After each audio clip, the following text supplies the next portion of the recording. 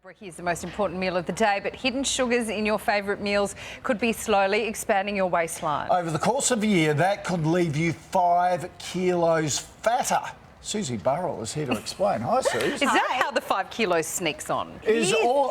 Is all the sugar the problem? Well, it's the way you start your day because it predicts a number of hormonal responses. It also predicts how you eat for the remainder of the day. So getting those early morning habits deeply entrenched is very powerful. Let's go through a few. Yogurts first. Now, there's so many yogurts on the market, but the key thing to remember is, generally speaking, when you buy a fruit-based yogurt, they also contain added sugar.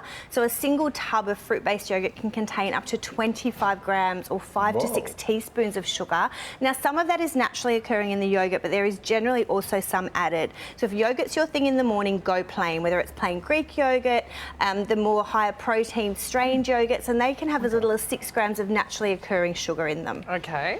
All right, muesli is next up here. Now, granola looks really healthy, but again, if you look for the fruit-based mueslis, they can contain up to 10 grams of sugars. Now, this is the kind of daily occurrence that can predict your intake, because you have sweet food in the morning, means you have more insulin through the day, and it can drive appetite. So really limiting your sugar in the morning by the plain yogurt and cereals like oats, which have no added sugar, they're just completely plain, is a perfect way, because you get the nutrition, you get fewer calories, you get the protein. That's a big difference. Massive, and it's because it's something that we do every day when it comes to your breakfast. So it's those habits that predict weight gain long term. Okay. So getting the right breakfast mix by choosing the plain yogurt or plain cereal, very powerful when it comes to reducing your overall sugar intake. Right. What about teas and water? Well, water in the morning. So what we know is that if you start the day dehydrated, again, it increases appetite throughout the day. So it's a great way to flush out the liver, to rehydrate, but also take away that need to be eating when you actually need to drink. So starting the day with that habit that you go to at the start of each day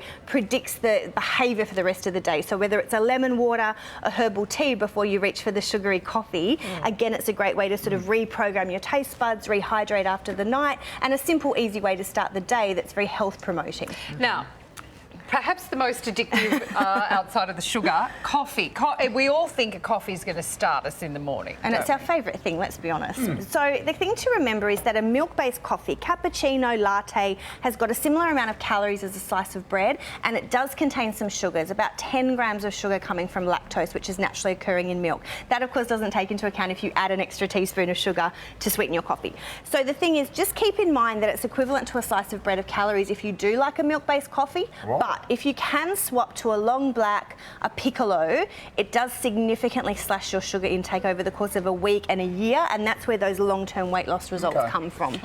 Grapefruits and juices? Now, there is a little bit of evidence to show that starting your day with half a grapefruit helps to reduce calorie intake, and of course the theory is that the citric acid in the grapefruit helps to bind fat stores and metabolise extra fat.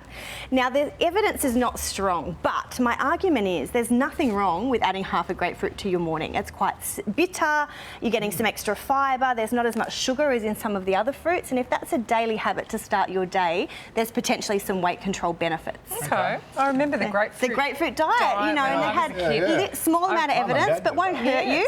Won't hurt you, so why not? Okay, that's interesting. Now, keep in mind, Elle greens. McPherson does this. Super smoothies, Look at but the issue is that if you buy a smoothie like a pre-made one, or you go to the juice bar and buy a big one, you know, they're packed full of calories and sugars. So if you are a smoothie person, you want to go for the green smoothies that have got much lower sugar ingredients, like your cucumber, kale, spinach. You can add a little bit of sweetness from banana to make it taste good, bit of avocado. So Elle was right. She told us the other day that that's how she starts her day. Well, it's with recently, a green celery thingo. Well, she looks pretty good, and it's low in calories, but you do need to focus on the veggies to get those high antioxidants, keep the calories low, and keep clear of these sugary ones that can contain 20 grams of sugar. And of course, it's often added sugars in the morning. Right, okay. So it's the way it predicts your daily intake and some positive health habits to start the day. All right. Well, I like that. Thank you. You're welcome. Thank you, Susie. Sorted it out.